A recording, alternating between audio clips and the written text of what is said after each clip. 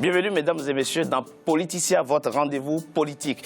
Ils ont voulu démocratiser par la force la Libye et à la place de la démocratie, les Occidentaux ont semé le chaos, la désolation après avoir assassiné le colonel Kadhafi. La Libye, autrefois économiquement prospère, est devenue depuis quelques années un dangereux bourbier où s'affrontent sans merci bandes rivales plus ou moins inféodées à l'État islamique. Le chef du gouvernement d'entente nationale, Fayez al-Sarraj, et le maréchal Khalifa Haftar, les deux hommes forts du pays, ont fini par trouver ce mercredi au Caire en Égypte un accord prévoyant les élections pour 2018. Mais quelle chance de voir cet accord aboutir. Comment pacifier durablement ce pays dont dépend la sécurité de tout un continent? Pour en parler, j'ai avec moi trois invités. Monsieur Patrick Mbeko, vous êtes géopolitologue, écrivain, auteur de plusieurs ouvrages dont Objectif Kadhafi, 42 ans de guerre secrète contre le guide de la Jamahiriya arabe libyenne, publié aux éditions Libre Pensée.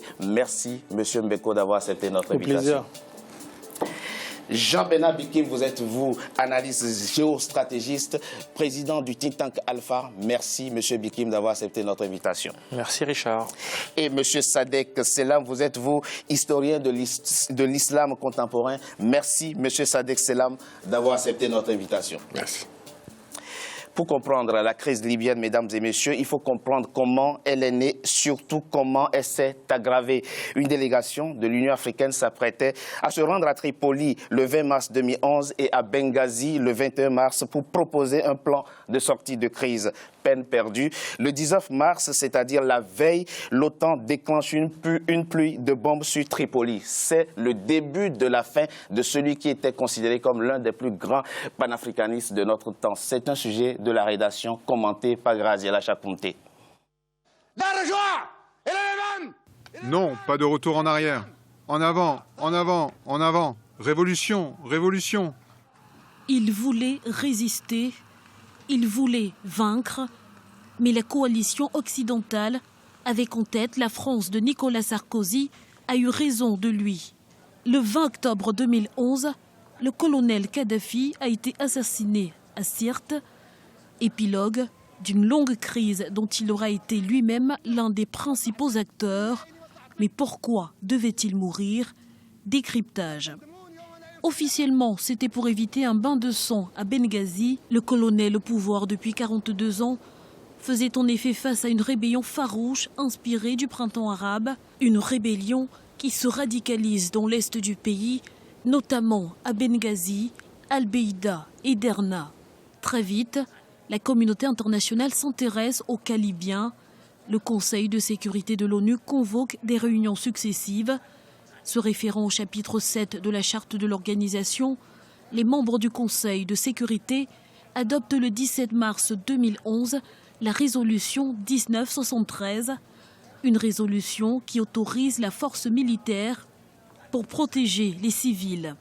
Mais le guide libyen déterminé appelle son peuple à la résistance et met en garde contre les conséquences d'une déstabilisation de la Libye.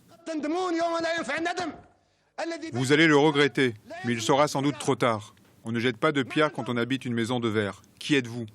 Il est temps de travailler, il est temps de progresser, il est temps de triompher. Une prémonition qui donnera raison à titre posthume au colonel Kadhafi.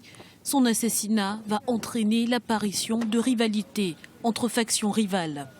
Les raids massifs de l'OTAN sur l'infrastructure militaire libyenne, c'est-à-dire la destruction totale de l'armée libyenne à l'époque de Kadhafi. Ça, c'est le premier facteur. Et donc, ils ont laissé un pays sans armée qui peut mettre fin au chaos libyen. Deuxièmement, c'est l'intervention en fait du pays voisin, même lointaine de la Libye, des pays occidentaux, dans les affaires libyennes, qui n'est pas aidé beaucoup les Libyens à trouver une solution pour la crise et pour sortir de ce tunnel sombre. Et troisièmement, bien sûr, c'est la situation économique du pays. Il y a des avoirs libyens qui étaient gelés par les pays occidentaux. Soi-disant, il n'y a pas de gouvernement d'unité nationale en Libye, mais il existait en 2013 Et en 2012, malgré tout ça, ils ne sont pas dégelé les avoirs libyens. D'une façon indirecte, les banques et les sociétés occidentales profitent de la situation. Mais depuis 2011, les supputations vont bon train. Le colonel Kadhafi aurait été délibérément assassiné par l'Occident. Pourquoi? La liste est longue. La création d'une monnaie africaine proposée par Kadhafi a mis dans l'embarras beaucoup de puissances étrangères. Ce qui est certain, c'est que le panafricanisme de Kadhafi, même si le personnage était controversé, dérangeait non seulement en Afrique, mais aussi en Europe. Et ses projets pour permettre à l'Afrique justement de se développer davantage dérangeaient de nombreux pays occidentaux.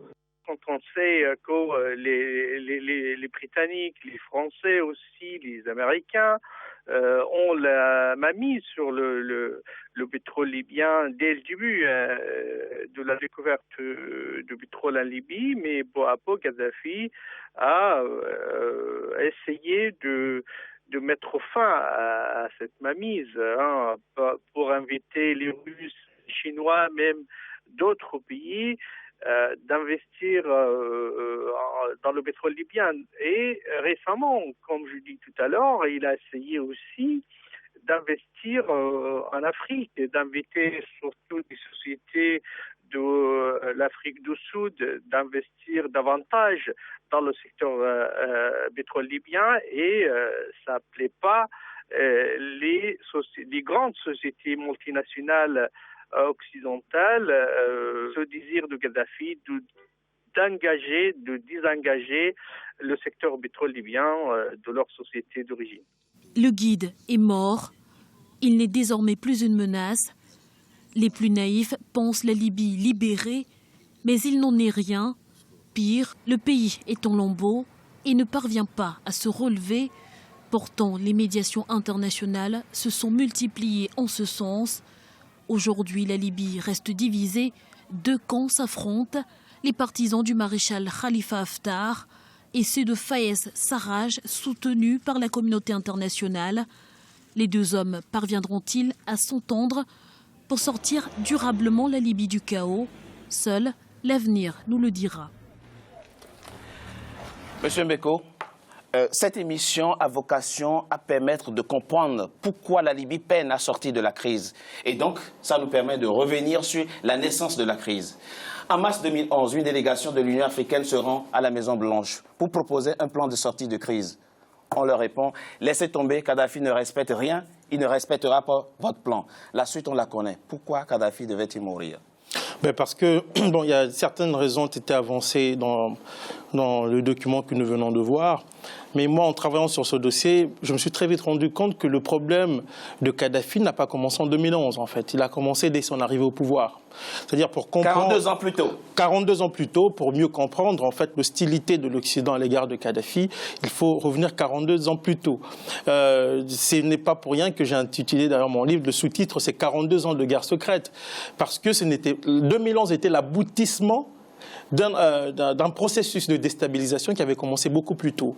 On se souviendra que dans les années 70, il y a eu des opérations clandestines contre la Libye pour l'éliminer. Il y a eu dans les années 80 aussi des tentatives d'assassinat. Et même dans les années 90, en 96, il y avait eu un attentat contre Kadhafi fomenté par des membres d'Al-Qaïda, payés 100 000 livres sterling par les services secrets britanniques, le MI6. Donc c'est pour dire que cette affaire a commencé beaucoup plus tôt. Alors pourquoi? Parce que dès son arrivée au pouvoir, Kadhafi prend une série de décisions qui mettent à mal les intérêts occidentaux. Il faut rappeler très rapidement. Oui, il faut rappeler que la Libye avant était une monarchie dirigée par le roi Idriss. Et donc elle était soumise en fait aux desiderata des compagnies pétrolières occidentales, des grandes compagnies pétrolières occidentales. Il y avait des bases militaires anglo-américaines en Libye. Donc quand Kadhafi arrive au pouvoir, il ferme les bases anglo-américaines et décide de nationaliser les intérêts occidentaux. Et ça n'a jamais plu aux puissances occidentales. Donc dès 3 mois après son arrivée au pouvoir, il y avait déjà des tentatives de renversement de son pouvoir. D'accord. Et ça va durer des décennies? Ça va durer des décennies jusqu'en 2011. Il n'est pas resté sage, lui non plus. Hein. Il n'est pas resté sage, Kadhafi n'était pas un saint, il faut le dire clairement. En 2011, l'OTAN l'Occident décide d'intervenir au prétexte de sauver la population civile. Alors, cet argument ne tenait simplement pas la route parce qu'il n'y a jamais eu de danger contre la population civile en Libye en 2011. On nous apprend que c'est pour éviter le bain de sang à Benghazi. Vous n'y croyez pas? Non, non seulement je n'y crois pas, mais même les responsables de l'OTAN, certains d'entre eux n'y croyaient pas. Je tiens à rappeler que le ministre de la Défense américain, M. Robert Gates, avait clairement dit que le Pentagone ne détenait pas d'éléments précis qui montraient qu'il y avait des massacres contre la population. De massacre. Non seulement il n'y avait pas de massacre, mais il n'y avait même pas de risque. Il y avait une équipe d'observateurs occidentaux qui s'est rendue sur place en Libye et qui avait produit un rapport à l'époque, ici en France, qui disait que ce groupe était dirigé par l'ancien patron du contre-espionnage français, M. Yves Bonnet. Et dans ce rapport, il disait clairement que cet argument était fallacieux, était faux. D'accord. Pour faire court, pourquoi Kadhafi devait-il mourir selon vous? Ben pour moi, parce que non seulement il avait pris une série de décisions qui contrariaient des intérêts occidentaux en Afrique par le passé, mais quand il a renoué avec les Occidentaux après la levée de l'embargo, Kadhafi avait joué le jeu pour qu'il y ait levée d'embargo. Et une fois que l'embargo est complètement levé, il va reprendre ses réflexes révolutionnaires et mettre à mal les intérêts occidentaux. Et tantôt, il y a un intervenant qui a dit qu'il y avait des intérêts pétroliers importants en Libye, c'est vrai. Mais ce que les gens oublient, c'est que Kadhafi faisait payer aux compagnies pétrolières occidentales jusqu'à 90% d'impôts. Donc, c'est-à-dire que la Libye récupérait jusqu'à 90% des dividendes, et le reste, c'était pour les compagnies étrangères. Et il a même menacé en 2009 de nationaliser complètement les compagnies pétrolières occidentales. Autre chose que les gens oublient, c'est que Kadhafi s'oppose vivement à l'implantation du commandement militaire pour l'Afrique en Afrique. C'est-à-dire que ce commandement a été créé en 2007 par George Bush et Kadhafi va s'y opposer. Il ne voudra pas qu'il y ait ce commandement militaire. Au point que quand les États-Unis proposaient un montant à un pays africain pour l'accepter, Kadhafi proposait le double. Il était prêt donc à payer le double pour que refuser. Je peux étaler des raisons parce qu'on a beaucoup, mais... On reviendra. D'accord, on reviendra sur ces raisons. Monsieur Selam, oui. Kadhafi a été assassiné, mais on n'a pas vu les États africains faire bloc pour condamner cet assassinat. Pire, 3 pays qui siégeaient au Conseil permanent de sécurité de l'ONU, le Gabon, le Nigeria et l'Afrique du Sud, ont même voté pour la résolution autorisant l'OTAN à intervenir en Libye. Le drame vient du fait qu'au tout début de la crise libyenne, qui a plusieurs causes, il y avait une impossibilité de lui trouver un règlement, soit dans le cadre libyen, soit dans le cadre régional. Tous les arbitrages, toutes les instances régionales comme la Ligue arabe, l'Union du Maghreb arabe et l'OUA ont été incapables de régler cette affaire. Donc ça a ouvert la voie à l'intervention de puissances occidentales qui ont les moyens de démanteler un État, mais en invoquant des arguments humanitaires, le devoir d'intervention, l'histoire de Benghazi menacée de destruction dont on sait maintenant que ce n'était pas tout à fait avéré. Mais on n'a pas vu, comme je le dis, une grande mobilisation. Oui. Donc, ce qu'il y a, non, le problème, c'est que au début, s'il y avait vraiment de véritables États africains et arabes, ça aurait dispensé M. Sarkozy et M. BHL de faire appel à l'aviation. Il y aurait eu une solution locale. Or, il y a eu un refus. Le paradoxe vient du fait que, après l'impossibilité de trouver une solution locale et régionale, ce sont des puissances occidentales qui interviennent, ils démantèlent un État, puis elles demandent à des puissances régionales de trouver une solution alors qu'elles étaient incapables de trouver une solution pacifique à la crise. Donc, alors ce sont des États qui reprochent sans doute à Kadhafi du fait de leurs liens néocolonialistes. Kadhafi a beaucoup changé dans 42 ans. Il a même changé l'intitulé de la Jamaïria et tout. Oui. Mais il est resté d'une constance absolue. Il est resté un unioniste. Il a essayé de faire l'Union arabe. Ça a échoué. Il s'est tourné vers l'Afrique. Il avait beaucoup plus de chances de la réussir. Et ça lui était reproché. Et alors, il y a un ingrédient qu'on a oublié. c'est qu'il n'était pas tout à fait favorable au mirage méditerranéen de Sarkozy, l'Union pour la Méditerranée. Ça fait partie, si vous voulez, des raisons de friction entre la Libye et la France. Alors, M. Bikim, dites-nous très rapidement, nous l'avons vu dans l'élément, plusieurs raisons sont évoquées, notamment la question de la monnaie africaine, qui était un projet sérieux pour le colonel Kadhafi. Est-ce qu'on peut aujourd'hui considérer que ça fait partie des raisons pertinentes pour lesquelles les Occidentaux, avec en tête la France, l'ont liquidé? Je crois qu'il faut se placer sur le plan du droit international. Kadhafi est mort parce que, d'une part, le président de la Commission de l'Union africaine, qui est un compatriote, M. Jean-Ping, n'a pas été à la hauteur des responsabilités qui étaient les siennes. Premier point. Sur le second point, quand on regarde l'ensemble des traités et des accords signés par la Libye et les pays africains, cette intervention n'aurait jamais dû avoir lieu. Ça, c'est en fait. Ensuite, il faut se dire une chose, le cas de Kadhafi nous renvoie à la Société des Nations. Nous avons aujourd'hui repris au sein de l'ONU ce qui a causé la perte et les guerres en Europe avec la Société des Nations, à savoir la diplomatie secrète et parallèle. Nous avons un chef d'État. Un chef d'État, on peut le contester, on peut gloser sur tous les cieux, qui défend ses intérêts, en appliquant à la lettre les mêmes manœuvres, les mêmes tactiques et les mêmes stratégies que l'Occident met en œuvre quand il s'agit de ses intérêts.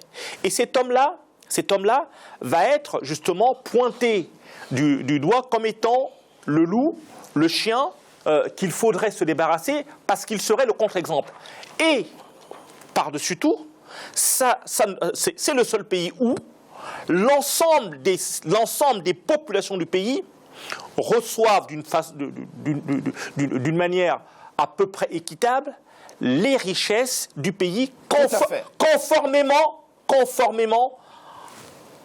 à un article bien précis des Nations Unies qui dit la chose suivante: l'ensemble des pays africains et l'ensemble des pays colonisés doivent désormais jouir de l'entièreté des richesses de leur pays. Ça, c'est le cadre. Ensuite, il faut se dire une chose, si Kadhafi est mort, c'est justement l'une des faiblesses du continent, à savoir, nous ne sommes pas capables de mener de front plusieurs vies. Je m'explique. Très rapidement, s'il vous plaît. Je m'explique. Très rapidement, parce qu'on n'a pas assez de temps. Je m'explique. Vous avez un homme, Jean-Ping, président de la Commission africaine, qui a le droit international comme guide, qui choisit d'utiliser les réseaux parallèles. Parallèle à quoi? Parallèle à la règle. C'est-à-dire, aujourd'hui, vous dirigez politicien, vous avez une ligne éditoriale, vous avez un guide qui vous permet de mener à bien votre mission. C'est pareil pour le président de la Commission. Monsieur Bikim, pendant que vous parlez de Jean-Ping, je vous propose d'écouter ce qu'il dit, justement, de l'intervention de l'OTAN en Libye en 2011. Nous avions conscience dès la reconnaissance en 2005 du concept de la responsabilité de protéger que les grandes puissances se serviraient du prétexte de l'ingérence humanitaire pour atteindre d'autres objectifs. Avec la résolution 1973, nous avons vu la Chine et la Russie s'abstenir. Par contre, les 3 pays africains qui siégeaient alors au Conseil de sécurité de l'ONU, le Gabon, l'Afrique du Sud et le Nigeria, ont voté en faveur de cette résolution. Puis l'OTAN a été chargée de mettre en œuvre cette résolution au cours du sommet de Paris. 2 heures après ce sommet, les bombardements commençaient. On peut donc penser qu'il s'agissait d'un plan mis en œuvre avant et exécuté le plus rapidement possible afin de court-circuiter l'Union africaine. Monsieur Beko. Moi, j'allais dire ceci, c'est que oui, il est vrai que cette affaire a mis en lumière l'impuissance de l'Union africaine. Mais je tiens à dire aussi que même si l'Union africaine avait manœuvré, je ne sais pas si elle aurait réussi à freiner la stratégie de l'OTAN, parce que je tiens à rappeler que cette affaire n'a pas commencé en 2011. Donc on sait déjà aujourd'hui que plusieurs mois avant l'éclatement de ce qu'on appelait le printemps arabe, les agents occidentaux étaient en œuvre à la manœuvre à l'est de la Libye. Donc pratiquement c'est une fatalité. C'est pas une fatalité, mais peut-être que l'Union africaine aurait pu freiner. Mais il y avait une stratégie qui avait été mise en branle depuis très très longtemps. En 2011, on s'est réveillé un matin, on a vu l'OTAN s'agiter au Conseil de sécurité, mais tout avait déjà été ficelé avant. Quand les Africains ont proposé de mettre en œuvre la feuille de route de l'Union africaine, et même ce qu'avaient proposé les pays d'Amérique latine, l'OTAN, Jean Ping, le jour de la réunion qui a eu lieu à Nouakchott, quand les chefs d'État africains se sont rencontrés pour qu'on envoie une délégation de 5 chefs d'État en Libye, oui. Jean Ping avait reçu l'appel de Ban Ki-moon qui était à ce moment-là à Paris dans une réunion rassemblant les chefs d'État occidentaux et arabes pro-occidentaux, et Ban Ki-moon lui a très bien dit que les dirigeants occidentaux ne veulent pas que vous vous rendiez en Libye, parce que si Jean-Pierre a demandé pourquoi, on lui a dit parce que les bombardements vont commencer dans les heures qui suivent. Donc, et même, il y a un député français, je crois, qui avait clairement dit que Sarkozy leur a dit, si vous prenez l'avion pour vous rendre en Libye, je vais flinguer cet avion. Et je tiens juste à rappeler pour finir que les agents occidentaux étaient à la manœuvre en Libye bien avant le début des bombardements. On sait déjà qu'en avril 2010, le patron des services secrets qataris rencontre son homologue bulgare et lui dit, en avril 2010, nous prévoyons de faire quelque chose à l'est de la Libye, on a besoin de votre aide. Exactement. Et on sait d'ailleurs avant. Et en novembre, les agents de la DGSE étaient là. Et déjà, depuis 2004, la CIA avait un bureau à Tripoli et le patron des services secrets libyens, l'ancien patron Moussa Koussa, avait déjà été retourné et joué le rôle de la danger en double. Très rapidement. Ce sont des choses qui sont planifiées bien avant. On reviendra en détail. Tu ne s'improvises pas en tout cas. Absolument. Très rapidement, monsieur Bikim. Alors, Kadhafi est mort, mais on se rend compte qu'il était assis sur un brasier quand on s'en tient à la déflagration sociopolitique qui a suivi son assassinat. Avant de répondre à votre question, je vais reprendre les propos de Jean Ping. C'est trop facile.